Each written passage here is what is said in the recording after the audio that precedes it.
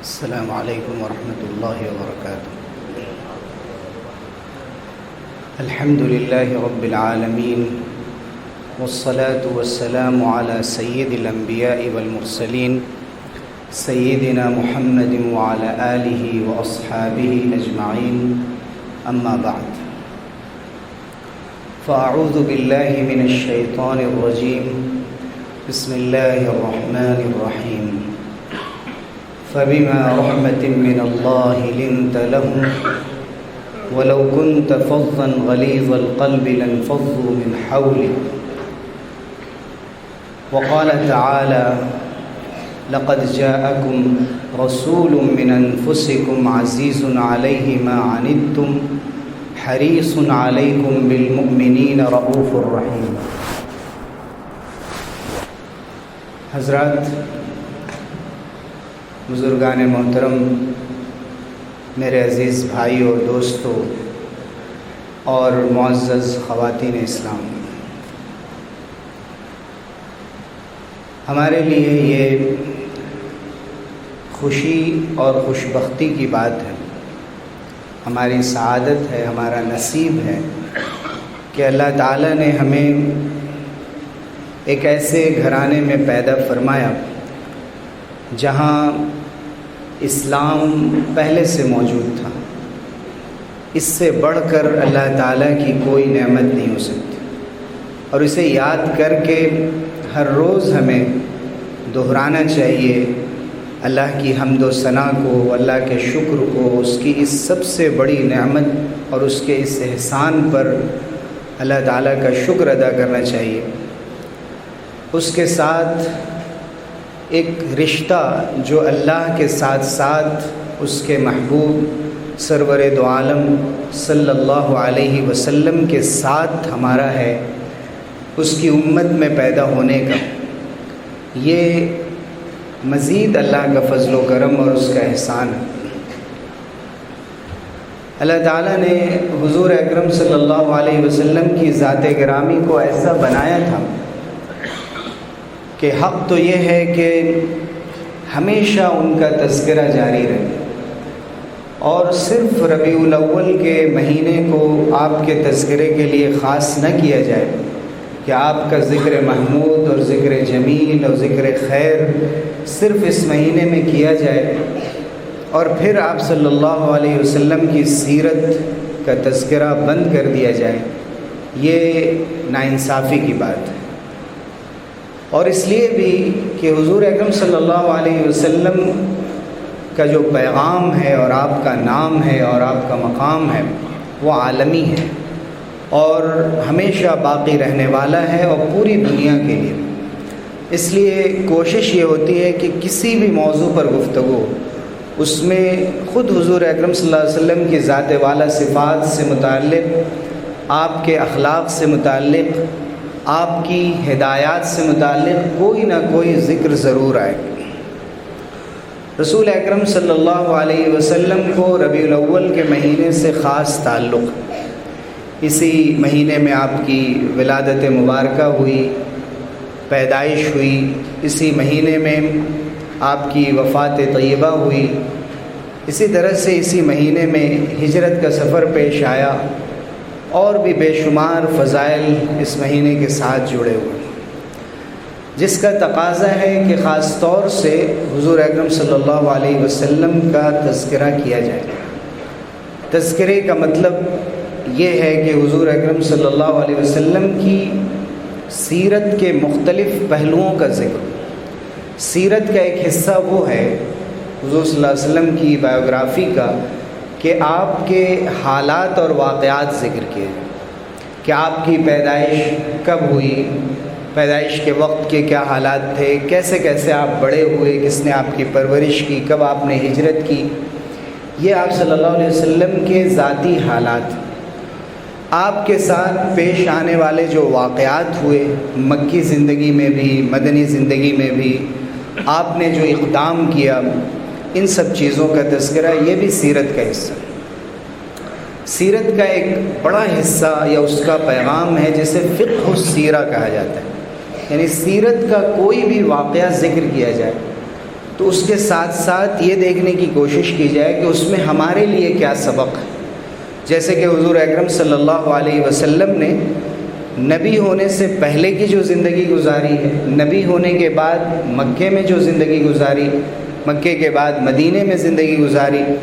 یہ مختلف مرحلوں میں ہم دیکھیں گے کہ حضور صلی اللہ علیہ وسلم کو ہر طرح کی زندگی کے مسائل سے گزرنا پڑا۔ اور غور کیجئے تو ہم لوگ صرف تذکرہ حضور اکرم صلی اللہ علیہ وسلم کے سلسلے میں آپ کے چند واقعات کا کرتے ہیں، لیکن جن حالات سے ہم دوچار ہیں یا جن مسائل کا ہمیں سامنا ہے، ہم اور آپ غور کریں کہ کیا حضور اکرم صلی اللہ علیہ وسلم کی سیرت میں اور آپ کی زندگی میں ایک لمحے کے لیے بھی چین اور سکون میسر تھا؟ کبھی بھی آپ فیملی لائف گزار رہے ہوں آرام کے ساتھ، آپ کو کسی قسم کی تکلیف نہ ہو، ذاتی زندگی میں بھی مسلسل حادثے ہو رہے تھے۔ پیدائش کے وقت یتیم پیدا ہوئے، والدہ کا انتقال ہو گیا، دادا کا انتقال ہو گیا، چچا کا انتقال ہو گیا، محبوب بیوی حضرت خدیجہ کا انتقال ہو گیا، بچے 3 بیٹوں کا انتقال ہو گیا۔ تو آپ دیکھیں گے کہ پے در پے جو وفات کا سلسلہ ہے وہ مسلسل جاری ہے۔ اس کے ساتھ جس کو بھی دعوت دیتے ہیں، خیر کی بات بتاتے ہیں، اس کی طرف سے مسائل کا سامنا ہے۔ مکے میں دشواری، طائف گئے تو وہاں پریشانی، مدینہ ہجرت کی تو وہاں طرح طرح کے چیلنجز سامنے آئے، منافقین کے اور یہودیوں کے اور نہ جانے کیا کیا۔ تو کوئی لمحہ حضور اکرم صلی اللہ علیہ وسلم کی زندگی کا ایسا نہیں ہے کہ جو بالکل چین و سکون اور اطمینان کے ساتھ گزرا ہے۔ لیکن ان سب کے باوجود رسول اللہ صلی اللہ علیہ وسلم نے اپنی زندگی کو بیلنس کیا۔ ایسا نہیں تھا کہ باہر کی جو دشواریاں ہوتی تھیں، پریشانیاں ہوتی تھیں، الجھنیں ہوتی تھیں، وہ گھر میں لے کر آتے ہوں۔ گھر میں جب آپ صلی اللہ علیہ وسلم رہتے تو ایسا لگتا تھا کہ کوئی فکر ہی نہیں ہے، گھر والوں کے ساتھ ہنسی خوشی رہتے۔ مجلس میں بیٹھنے کا جو وقت تھا، لوگ آپ صلی اللہ علیہ وسلم کے ساتھ بیٹھتے تھے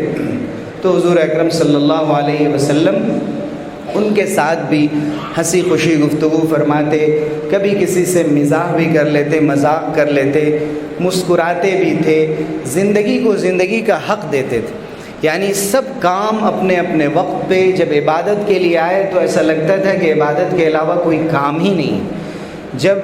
کھانے پینے میں مصروف ہیں، زندگی گزار رہے ہیں، گھر والوں کے ساتھ ہیں تو ہنسی خوشی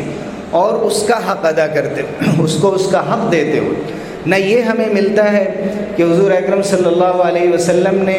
اتنا غلو فرمایا عبادت میں کہ اپنی امت کو بھی پابند کر دیا ہو کہ مسلسل عبادتیں کرتے رہے، نہ اس کی چھوٹ دے دی کہ انسان بالکل غافل ہو جائے، بلکہ رسول اکرم صلی اللہ علیہ وسلم کی سیرت کا جو سب سے بڑا سبق اور سب سے بڑا ٹائٹل اور عنوان اگر دیا جا سکتا ہے تو وہ اعتدال ہے، ماڈریشن ہے، کہ کسی بھی چیز میں ہم نہیں دیکھتے ہیں کہ آپ کسی ایک آخری سرے پر چلے گئے یا سرا شروع بھی نہیں ہوا اور اس سے پیچھے رہ گئے، بلکہ بالکل اعتدال کے ساتھ، میانہ روی کے ساتھ، خوبصورتی کے ساتھ اور چیزوں کو مینج کرتے ہوئے اللہ کا بھی حق ادا کر رہے ہیں، بندوں کا بھی حق ادا کر رہے ہیں، پڑوسیوں کا، رشتہ داروں کا، بچوں کی تربیت بھی ہو رہی ہے، شادیاں بھی ہو رہی ہیں، ولیمے بھی ہو رہے ہیں، ہر کام ہمیں حضور اکرم صلی اللہ علیہ وسلم کی زندگی میں بڑی خوبصورتی کے ساتھ ملتا ہے۔ یہ نہیں ہے کہ کوئی ایک پہلو زندگی میں اتنا غالب آ گیا کہ دوسری چیز کے لیے وقت نہیں ملا۔ اس کے ساتھ ساتھ قرآن مجید میں حضور اکرم صلی اللہ علیہ وسلم کی ظاہر ہے کہ سیرت کا ذکر نہیں کیا گیا، آپ کی پیدائش اور آپ کے ذاتی حالات کا ذکر نہیں کیا گیا۔ رسول اکرم صلی اللہ علیہ وسلم نے جو جن غزوات میں اور جنگوں میں آپ نکلے ان کا بھی تفصیل سے تذکرہ نہیں ہے، صرف اشارے ہیں، لیکن جن چیزوں کو نمایاں کیا گیا حضور اکرم صلی اللہ علیہ وسلم کی ذات گرامی کے سلسلے میں وہ آپ کے اخلاق، فرمایا گیا وَإِنَّكَ لَعَلَىٰ خُلُقٍ عَظِيمٍ، آپ اخلاق کے بہت اونچے مرتبے پر فائز ہیں۔ کہیں فرمایا گیا فَبِمَا رَحْمَةٍ مِّنَ اللَّهِ لِنْتَ لَهُمْ، اللہ کے فضل اور اس کی رحمت سے آپ ان کے لیے نرم ہو گئے۔ وَلَوْ كُنْتَ فَظًّا غَلِيظَ الْقَلْبِ لَانفَضُّوا مِنْ حَوْلِكَ، اگر آپ سخت مزاج ہوتے، سنگ دل ہوتے، تنگ دل ہوتے، تو یہ سب لوگ آپ کے پاس سے ہٹ جاتے، دور چلے جاتے، آپ کے اندر کشش نہیں ہوتی۔ لوگ جو آپ کے قریب آ رہے ہیں اور آپ سے انس محسوس کرتے ہیں، ان کو خوشی محسوس ہوتی ہے آپ سے مل کر، یہ آپ صلی اللہ علیہ وسلم کی نرمی کی وجہ سے۔ آپ کے اخلاق میں نرمی کا ذکر کیا گیا، نرم دلی کا ذکر کیا گیا، مزاج کی نرمی، دل کی نرمی، زبان کی نرمی۔ حضور اکرم صلی اللہ علیہ وسلم کے بارے میں فکر کا ذکر کیا گیا، لقد جاءکم رسول من انفسکم، تمہیں میں سے ایک رسول آیا، عزیز علیہ ما عنتم، تمہیں اگر کوئی تکلیف پہنچتی ہے ان کو گرا گزرتا ہے، ان کو پریشانی ہوتی ہے، حریص علیکم، تمہارے لیے بے قرار رہتے ہیں اور بے چین رہتے ہیں کہ کیسے تم ہدایت پر آ جاؤ اور ہدایت پر باقی رہو۔ حریص بالمؤمنین رؤوف الرحیم، اور ایمان والوں کے حق میں تو بہت رحم دل، بہت نرم اور بہت زیادہ خیال کرنے والے۔ حضور اکرم صلی اللہ علیہ وسلم کی جو صفات بیان کی گئیں قرآن مجید میں، لعلک باخع نفسک علی الا یکونوا مؤمنین، کیا آپ جان دے دیں گے اس کے لیے، اپنے کو گھلا دیں گے، پگھلا دیں گے کہ وہ ایمان نہیں لاتے؟ تو حضور اکرم صلی اللہ علیہ وسلم کی جو صفات اور آپ کی سیرت کا جو حصہ قرآن مجید میں نمایاں کیا گیا ہے، اس کو ہائی لائٹ کیا گیا ہے، وہ یہی ہے کہ آپ کے اخلاق کیسے تھے۔ آپ کے اندر نرمی بہت زیادہ تھی۔ انا ارسلناک شاہدا ومبشرا ونذیرا وداعیا الی اللہ باذنہ وسراجا منیرا، کہ ہم نے آپ کو ایسا رسول بنا کر بھیجا جو گواہ ہیں اللہ کی طرف سے، لوگوں کو خوشخبریاں سنانے والے ہیں، اللہ کی پکڑ سے ڈرانے والے ہیں، اللہ کے حکم سے اللہ کی طرف بلانے والے ہیں، اور سراج منیر بنایا، ایک روشن چراغ بنایا۔ آپ کے ایک ایک عمل سے لوگوں کو روشنی ملتی، اس لیے پوری امت کو یہ ہدایت دی گئی کہ لقد کان لکم فی رسول اللہ اسوۃ حسنہ، کہ تمہارے لیے اللہ کے رسول کی زندگی میں بہترین نمونہ ہے۔ لمن کان یرجو اللہ والیوم الآخر وذکر اللہ کثیرا، وہ شخص جو اللہ کو یاد کرتا ہے اور امید رکھتا ہے اللہ سے ملنے کی، آخرت میں اللہ سے ملاقات کی، آخرت کا عقیدہ رکھتا ہے، کثرت سے اللہ کا ذکر کرتا ہے، تو یہ ساری چیزیں اللہ رب العزت کی طرف سے اور اللہ کے ذکر سے جوڑنے والی، اور انسان کی زندگی میں رسول اللہ صلی اللہ علیہ وسلم کی زندگی سے بڑھ کر کوئی اسوہ نہیں۔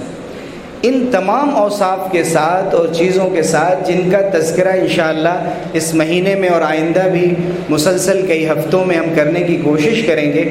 ایک پہلو ہے جسے شمائل کہتے ہیں، حضور اکرم صلی اللہ علیہ وسلم کے ذاتی اوصاف۔ آپ دیکھنے میں کیسے تھے، کیا چیزیں پسند فرماتے تھے، آپ اٹھتے بیٹھتے کیسے تھے، کیسے آپ صلی اللہ علیہ وسلم چلتے تھے، کس طرح سے حضور اکرم صلی اللہ علیہ وسلم آرام فرماتے تھے، اسے کہتے ہیں شمائل۔ رسول اللہ صلی اللہ علیہ وسلم کی زندگی گزارنے کا طریقہ اور آپ صلی اللہ علیہ وسلم کا حلیہ مبارک آپ دیکھنے میں کیسے تھے۔ حضرت ہند ابی حالہ، حضرت علی، حضرت انس ابن مالک، حضرت براء ابن عازب، اور اس کے ساتھ ساتھ حضرت سلمان فارسی اور بہت سے صحابہ نے حضور اکرم صلی اللہ علیہ وسلم کے سلسلے میں آپ کے اوصاف بیان کیے، اور اس سے پتہ چلتا ہے کہ کتنی خوبصورتی کے ساتھ اور غور و فکر کے ساتھ وہ آپ صلی اللہ علیہ وسلم کے جمال اور خوبصورتی کو بھی دیکھتے تھے۔ یہ نہیں تھا کہ صرف آپ کے اخلاق کو دیکھ رہے ہوں، بلکہ غور سے آپ کو دیکھتے تھے، اور اس قدر آپ پر انہوں نے غور کیا تھا کہ یہاں تک بتا دیا کہ حضور اکرم صلی اللہ علیہ وسلم کی داڑھی کے کتنے بال تھے جو سفید تھے، گن کر بتا دی۔ یعنی بعض صحابہ نے بتایا کہ 14 بال تھے، بعض نے کہا 17 تھے، بعض نے کہا 19 تھے، کسی نے کہا 20 تھے، 20 تک ذکر آتا ہے۔ کسی نے بتایا کہ جب آپ تیل لگا لیتے تھے تو داڑھی زیادہ گھنی اور سیاہ نظر آتی تھی، اور جب تیل نہیں لگاتے تھے تھوڑے بہت جو تھوڑی سفیدی پھوٹ پڑی تھی وہ نظر آتی تھی، اور ظاہر ہے کہ یہ آخری عمر کی بات۔ تو حضور اکرم صلی اللہ علیہ وسلم کی عمر جب 63 سال کی بھی تھی تو آپ صلی اللہ علیہ وسلم کی داڑھی بالکل سیاہ تھی، اس میں چند بال سفید تھے۔ حضور اکرم صلی اللہ علیہ وسلم کا تذکرہ کرتے ہوئے حضرت انس بن مالک رضی اللہ عنہ فرماتے ہیں کان رسول اللہ صلی اللہ علیہ وسلم لیس بالطویل البائن ولا بالقصیر، حضور اکرم صلی اللہ علیہ وسلم بہت لمبے نہیں تھے، یعنی کوئی حضور کا تذکرہ کرے اور یہ کہے کہ آپ بہت لمبے تڑنگے تھے تو اس نے غلط کہا۔ کسی نے کہا کہ حضور اکرم صلی اللہ علیہ وسلم پستہ قد تھے، اس نے گستاخی کی۔ حضور اکرم صلی اللہ علیہ وسلم درمیانہ قد کے تھے، اور آپ کا حسن یہ تھا، بعض صحابہ کہتے ہیں کہ کان مربوعا، آپ میانہ قد تھے، بعض کہتے ہیں کہ کان ربعۃ من القوم، سب کے معنی یہی ہوتے ہیں کہ حضور اکرم صلی اللہ علیہ وسلم میانہ قد تھے۔ لیکن آپ دیکھیں گے جو درمیانہ قد بھی ہوتا ہے اس میں بھی کئی طرح کے لوگ ہوتے ہیں۔ آپ لمبائی کی طرف نکلتے ہوئے تھے، یعنی کسی قسم کا کوئی عیب نہیں بیان کیا جا سکتا، نعوذ باللہ آپ کے ذاتی جو حلیہ ہے اس کے اندر بھی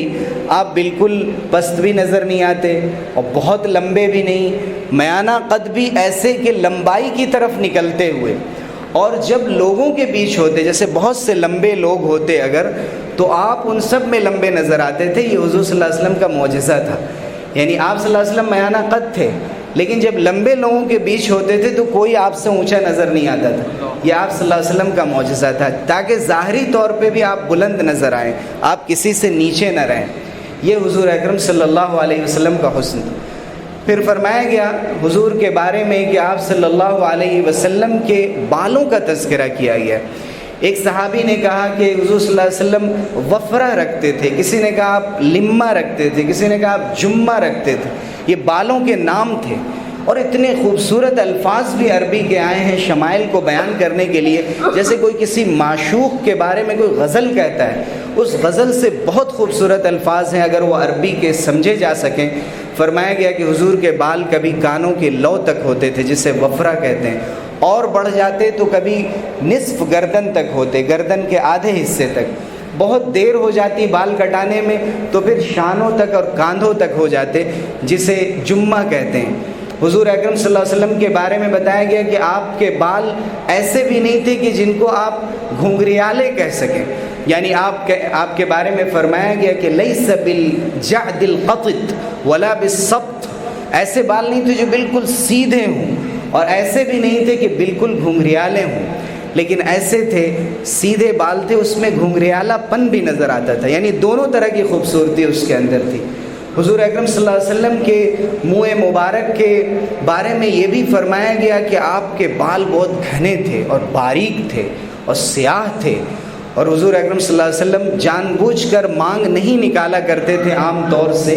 اگر مانگ نکل گئے زلفیں جھاڑتے ہوئے تو مانگ کو رہنے دیتے تھے، اور مانگ اگر نکالتے تو بیچ سے نکالتے تھے۔ پھر حضور اکرم صلی اللہ علیہ وسلم کے کنگھی کرنے کا ذکر آیا، بالوں کو تیل لگانے کا ذکر آیا،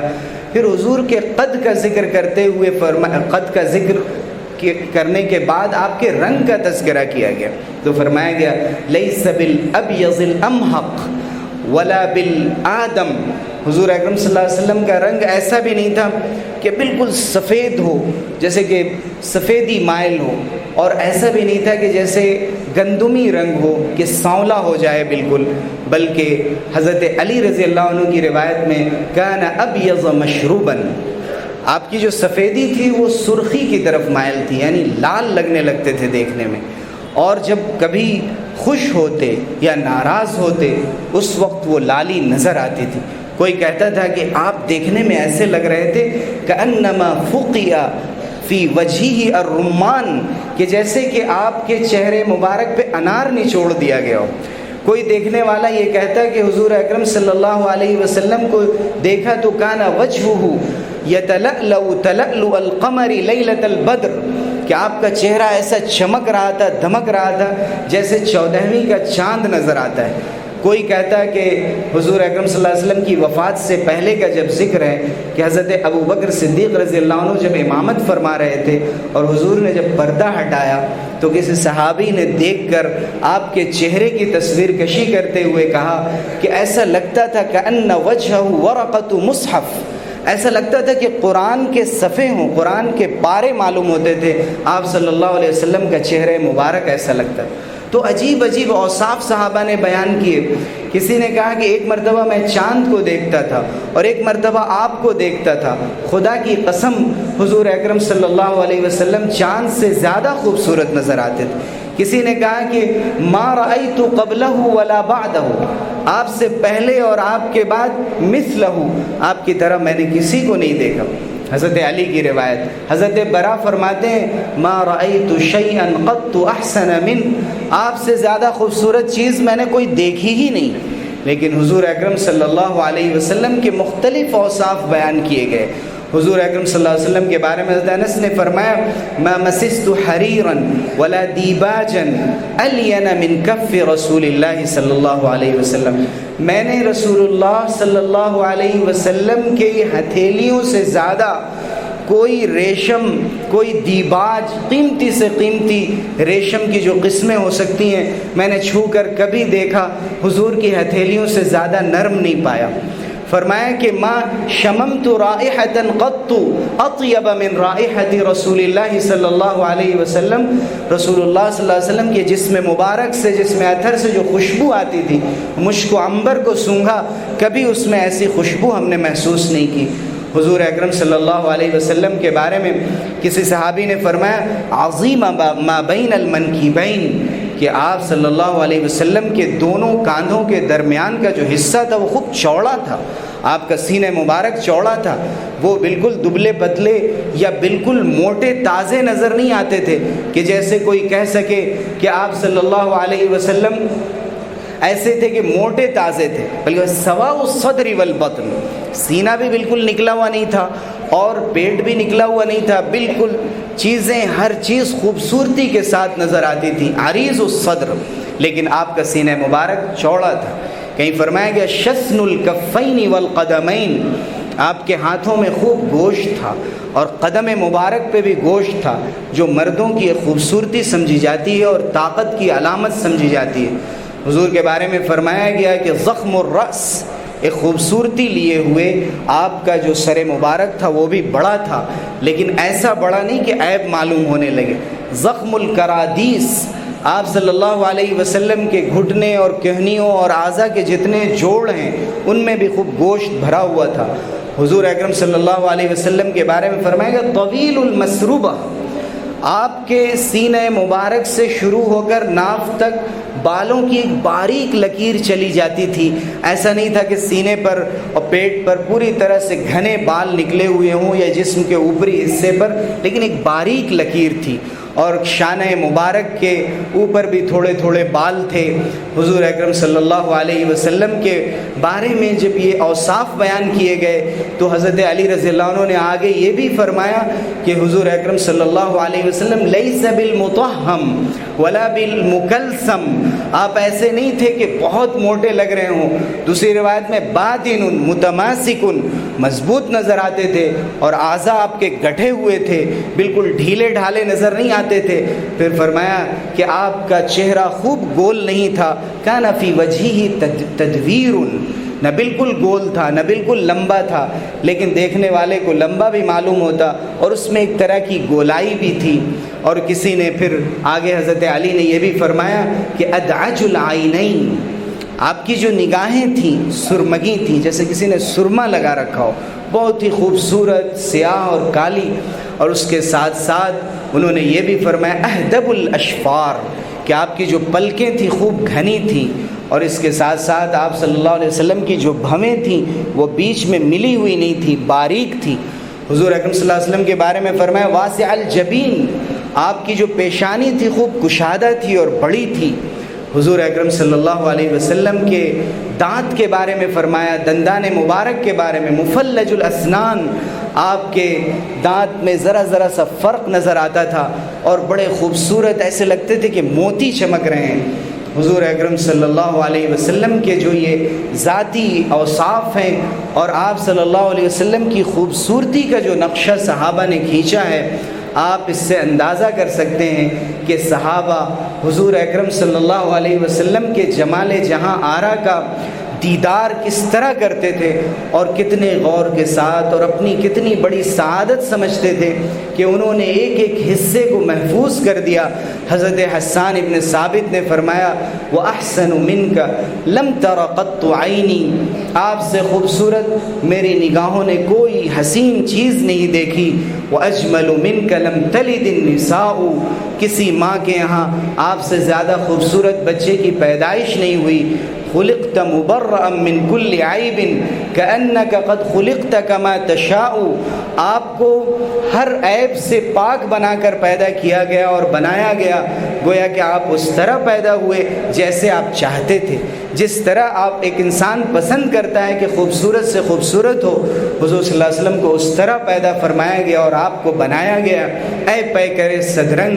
تیرے وصف میں کیا کیا! دنیا کے قلمکار قلم توڑ رہے ہیں، کچھ لوگ تو مدہوش ہیں دیدار میں تیرے، کچھ لوگ تو مدہوش ہیں دیدار میں تیرے، کچھ حسرت دیدار میں دم توڑ رہے ہیں۔ حضور اکرم صلی اللہ علیہ وسلم کے بارے میں کسی فارسی شاعر نے کہا کہ حسن یوسف دم عیسیٰ ید بیضا داری، یوسف کا حسن حضرت عیسیٰ کا معجزہ کہ وہ مٹی کے بنے ہوئے نقشے میں پھونک مارتے تو وہ پرندہ بن جاتا، اور حضرت موسیٰ کا یہ معجزہ کہ جب وہ اپنے ہاتھ کو اپنے بغل میں رکھ کر نکالتے تو وہ ید بیضا بن جاتا اور خوبصورت بن جاتا۔ یہ سب معجزے انبیاء کے ان کے ساتھ خاص تھے۔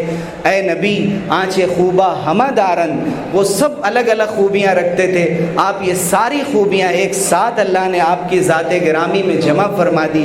غالب جیسا شاعر جس نے غزل میں سکہ بٹھا دیا اور اردو زبان کو اتنی ترقی دی، لیکن جب نعت کی شاعری کے لیے اس سے کہا گیا، فارسی اور اردو کا امام سمجھا جاتا تھا، اس نے کہا غالب ثنائے خواجہ بیزداں گذاشتیم، غالب نبی کا ذکر تو میں اللہ کے حوالے کرتا ہوں، کہاں ذات پاک مرتبہ دان محمد اس، وہی ذات پاک محمد کے مرتبے کو اور ان کی خوبصورتی کو جانتی ہے۔ ہم اپنے قلم سے آپ صلی اللہ علیہ وسلم کے حسن کا حق ادا نہیں کر سکتے۔ حضور اکرم صلی اللہ علیہ وسلم کے بارے میں شیخ سعدی جو فارسی زبان کے اتنے بڑے شاعر تھے، انہوں نے تو صاف کہہ دیا لا يمكن الثناء كما كان حقه،